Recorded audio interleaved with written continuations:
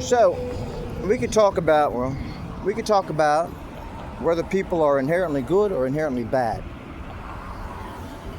And we could look around the planet Earth and say, well, how does it work here and how does it work there? It seems that currency, some kind of I've got something that you don't have, but you may want, takes place, even on the most basic level, right? So let's take the people in the Amazonian rainforest, the indigenous people in the Amazonian rainforest. Would you say that's pretty close to what people could be?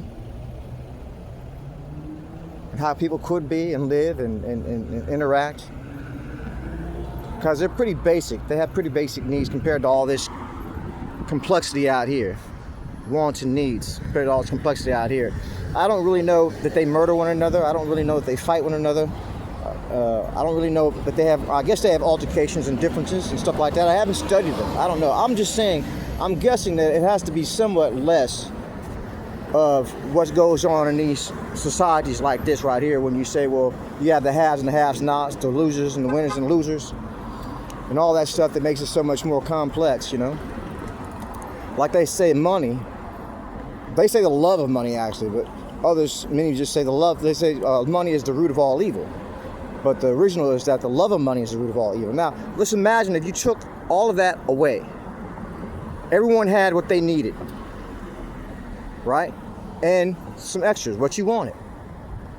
And money was not the way that you had to go about getting it. You just said, look, I want X, like you had a genie within a reason, you know. We're not talking about just the most unimaginable things, you know what I mean? Like, you know, a genie in a fucking bottle, unless you want to go on some Christ level stuff.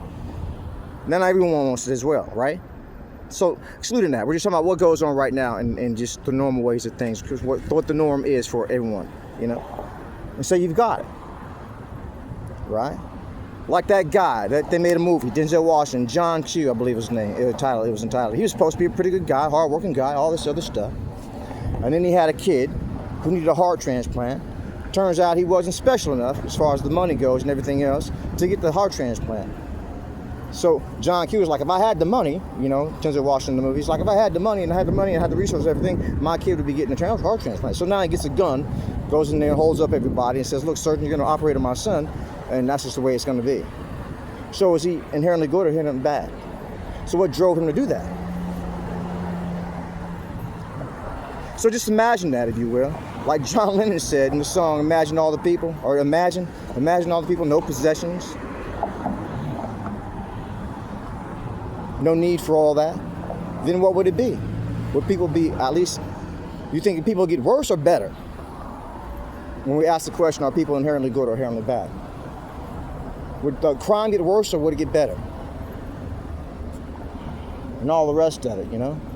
Would it get worse or would it get better? So we can't do without it, can we? We can't do away with it, can we? Of course we say we can't. Why is that? So I guess that means that leaves us stuck with what we're at. Are you cool with that?